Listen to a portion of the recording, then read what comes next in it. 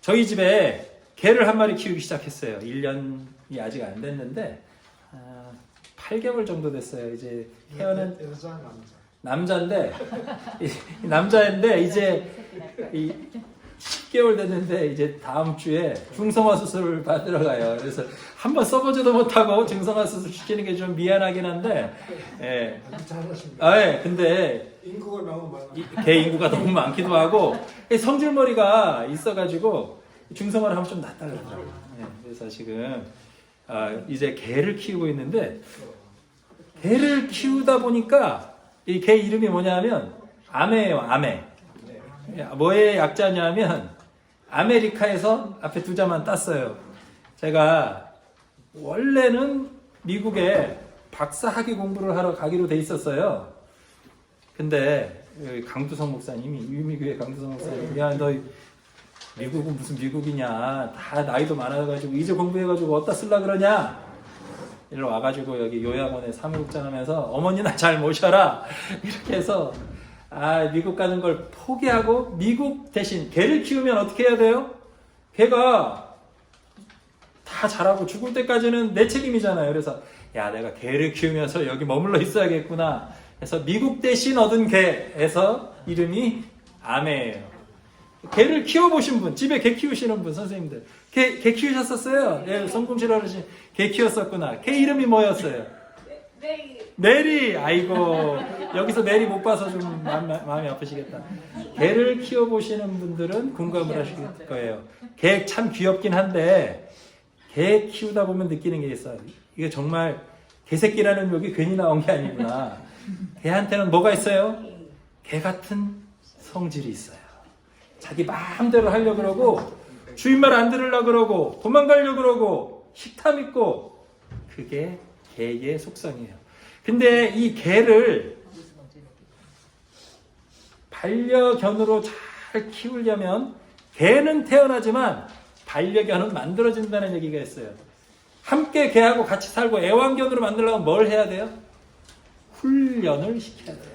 네. 훈련을 시키는 방법은 두 가지예요. 보상과 처벌. 산책을 시켜주는데 산책을 시킬 때 자기가 가고 싶은 대로 막 가려고 막 끌어요. 그럼 어떻게 해요? 줄을 팍 잡아당겨서 아프게 만들어요. 또 말을 잘 들으면 어떻게 해요? 잘 멈춰서 나랑 같이 간다 그러면 간식을 꺼내서 먹여요. 개를 키우고 개를 훈련시키다 보니까 알게 되는 게 있어요. 내 안에도 뭐가 있다? 개 같은 성질이 있다. 공감하십니까? 우리가 그래서 사람이 나쁜 짓을 하면 뭐라고 욕해요? 야이 개 XX 이렇게 욕하죠.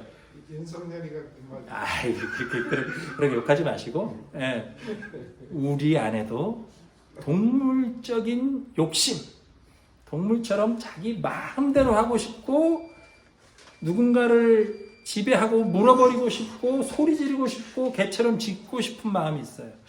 개를 키우면서 만나게 되는 게 뭐냐? 내 안에 그런 동물적인 본능이 있구나, 이거를 느끼게 돼요. 자, 이 개들은 문제 상황이 되면 훈련되지 않은 개는 어떻게 하려고 그래요? 줄을 끊고 담을 넘고 자기 혼자 문제를 해결을 하려고 그래요. 근데 훈련이 잘 된 좋은 개는 어떻게 해요? 기다립니다. 누가 문제를 해결해 주길 기다려요? 주인이 와서 문제를 해결해 줄 때까지 기다려요. 그것이 바로 좋은 반려견과 그냥 보통 개의 차이점이에요. 우리 예수님 시절에 그 동네에 이렇게 애완견 키우는 분은 많이 없었던 것 같아요. 그 대신 뭐라고 얘기했냐 하면, 하나님은 뭐라고요? 목자고 너희들은 뭐라고 그랬어요? 양이라고 그랬어요.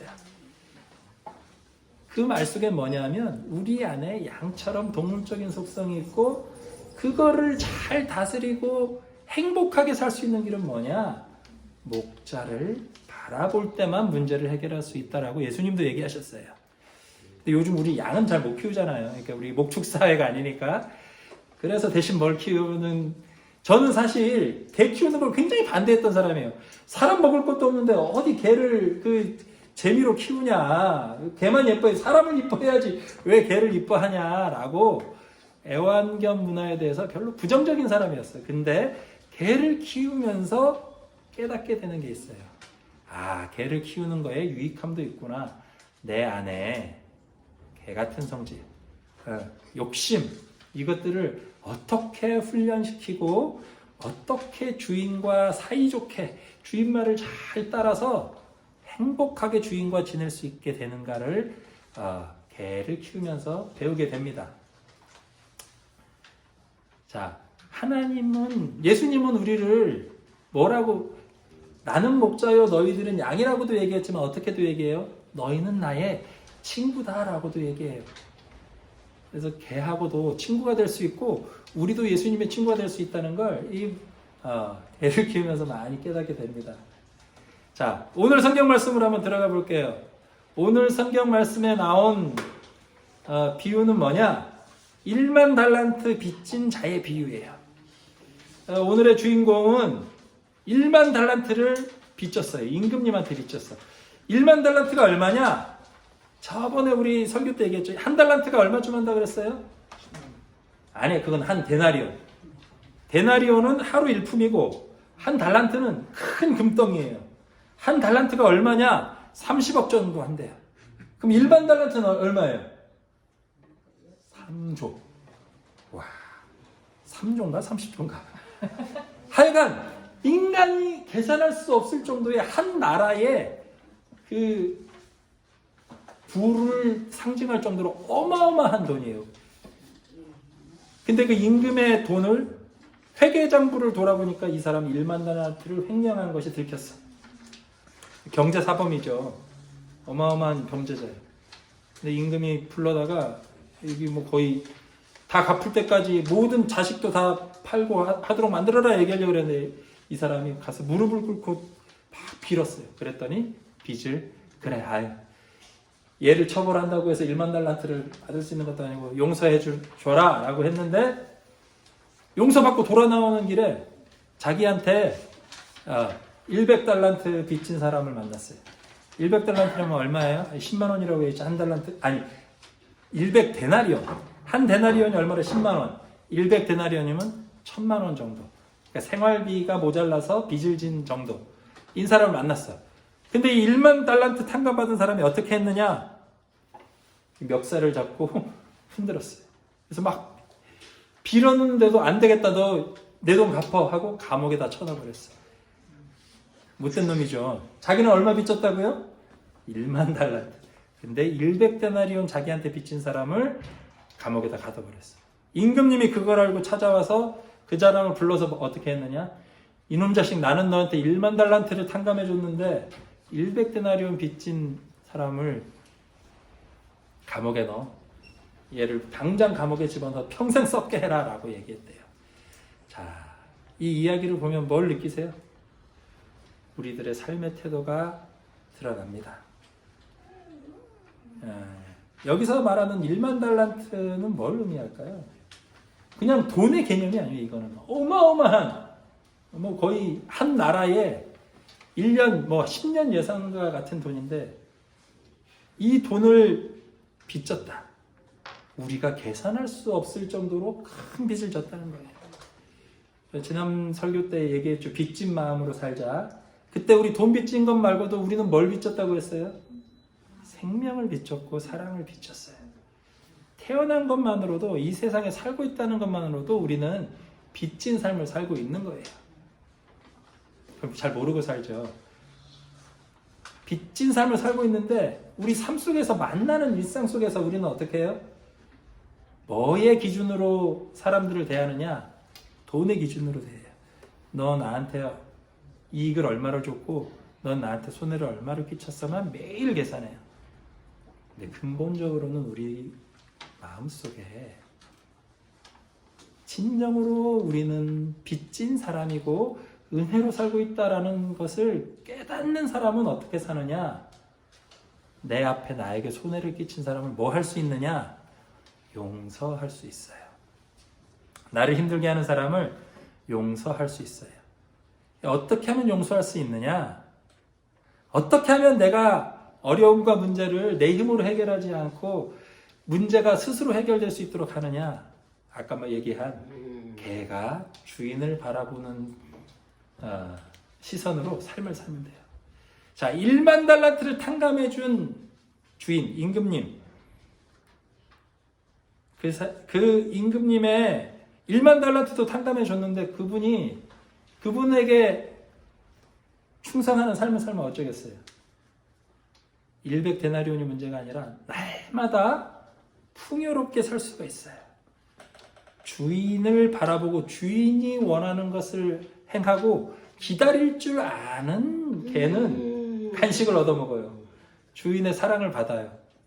그런데 자기 스스로 자기가 가고 싶은 곳으로 가려고 목줄을 끌고 다니는, 그리고 자기가 간식을 먹겠다고 자기가 음식 있는 곳을 막 파헤치는 개는 주인에게 미움을 받고 갇힐 수밖에 없어. 더 큰 고통을 받을 수밖에 없어. 우리 삶 속에 우리가 문제를 해결하고 싶다면 그 문제를 해결하려고 달려들 것이 아니라 기다려야 돼요. 누구를 바라보느냐? 하나님을 바라봐야 돼요. 기도해야 합니다. 하나님이 나서서 우리의 문제를 해결해 주기를 기도하는 삶을 살면 돼요. 그러면 주인이 우리의 빚을 탕감해 주고 우리가 용서할 만큼 우리를 용서해 주는 기적이 일어납니다. 자, 우리가 삶을 살다 보면 경제적인 문제, 관계적인 문제, 많은 고통, 어려움들을 겪을 때가 많아요. 그 어려운 문제 속에 빠져들면 안 돼요. 어려운 문제에 닥칠 때 우리가 바꿀 건 뭐냐? 문제를 바꾸려고 그러지 말고 오늘 35절 말씀, 오늘의 제가 요절이라고 생각하는데 35절 말씀을 한번 다시 읽어볼게요. 맨 마지막에 너희가 각각 마음으로부터 형제를 용서하지 아니하면 나의 하늘 아버지께서도 너희에게 이와 같이 하시리라. 예전 번역에는 마음으로부터라는 이 부분을 뭐라고 표현했냐면 중심으로부터라고, 이 가운데, 우리 몸의 위아래에도 가운데, 오른쪽 왼쪽에서도 가운데, 어디예요? 가슴. 이 마음 깊은데 가슴으로부터 형제를 용서하면 하나님이 우리를 용서해주고 문제를 해결해준다 그랬어요. 돈 문제, 돈을 벌어서 해결하는 게 아니라 뭐를 해결해야 된다고요? 마음에 맺힌 것을 풀어야 돼요.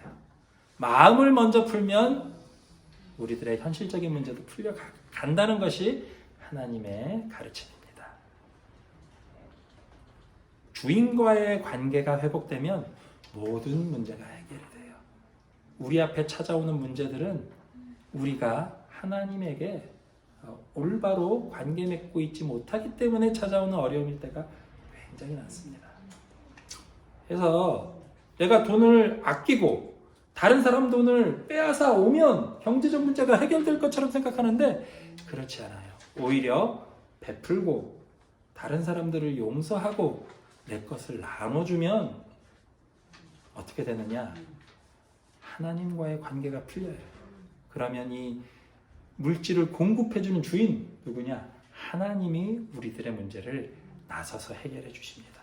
그게 바른 문제의 해결이에요. 그럴 때 우리는 데나리온만 쫓아서 하루하루 먹을 것만 찾는 삶에서 하나님이 준 거대한 달란트를 누리는, 금덩어리를 마음속에 품고 사는 그런 놀라운 변화된 삶을 살 수 있어요. 데나리온만 쫓는 삶이 아니라 마음속에 달란트를 누리며 사는 삶을 우리 어르신들과 선생님들이 모두 누리며 사시길 주님의 이름으로 축복합니다.